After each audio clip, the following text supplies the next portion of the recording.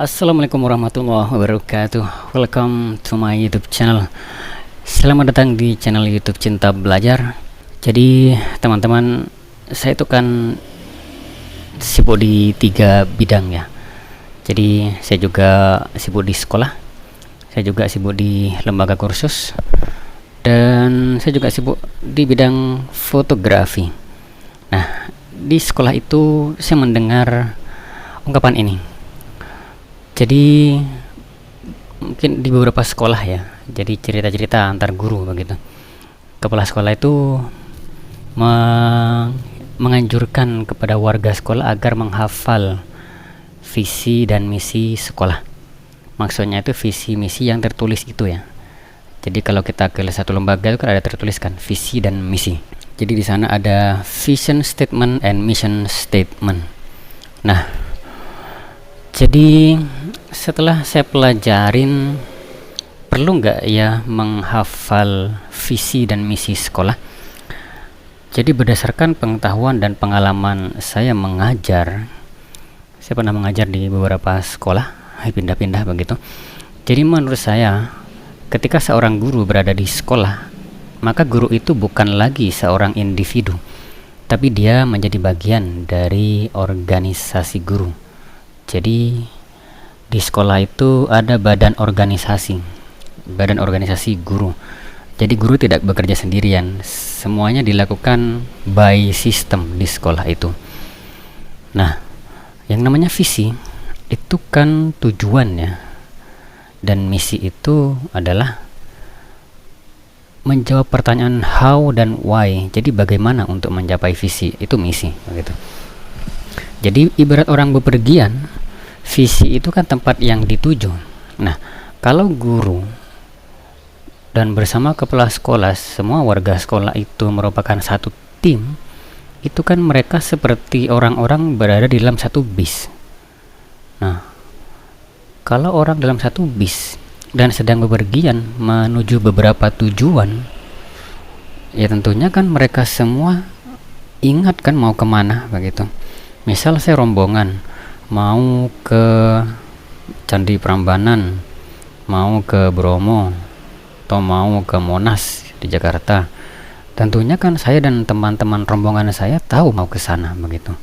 Jadi agak aneh sebenarnya kalau ada himbauan harus menghafal visinya. Ya ngapain dihafal, kan memang menuju ke sana seperti itu. Nah, bagaimana dengan siswa? Perlu nggak sih siswa menghafal ini? Kalau berdasarkan pengalaman saya, ada siswa itu yang sudah bagus nalarnya begitu. Artinya dia mau melakukan sesuatu itu jika dia tahu alasannya. Tapi ada siswa yang nggak mau tahu, pokoknya dia mau ikut-ikutan saja begitu. Nah, jadi kita tidak bisa memaksakan sebenarnya kepada siswa ini. Bahkan terkadang kalau saya ketika mengajar, jadi siswa itu pun tidak harus dia sadar kalau dia sedang belajar di kelas, dan dia mau mencapai apa tidak harus. Ada yang seperti itu. Jika siswanya memang merupakan siswa yang lebih ke praktis begitu ya, lebih ke aplikatif, dia tidak terlalu berpikir begitu.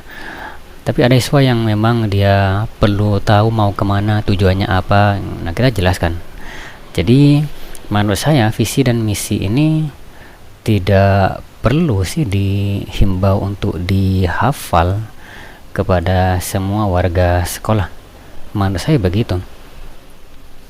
Justru jika kepala sekolah masih menghimbau, berarti ada masalah di dalam organisasi sekolah itu.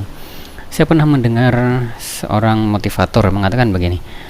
Jadi di perusahaan beliau itu dibanding fokus mencari metode-metode atau cara untuk mencapai tujuan, lebih baik fokus kepada tujuan itu sendiri, memastikan perusahaannya itu on the track menuju tujuan. Nah, sama dengan sekolah. Jadi kepala sekolah itu memastikan bahwa sekolahnya ini program-programnya on the track ke tujuan, tidak melenceng seperti itu. Dan tentunya itu bukan hanya dengan menghafal vision statement ya, bukan menghafal tulisan yang ada di papan itu sebenarnya, tapi lebih ke semua program kegiatan, metode, media, apapun yang dilakukan termasuk obrolan-obrolan harian warga sekolah itu memang menuju visi ini, begitu. Jadi tidak keluar dari visi dan misi. Seharusnya begitu. Ya, itu menurut saya seperti itu. Dan dalam perjalanannya ada salah satu teknik ya.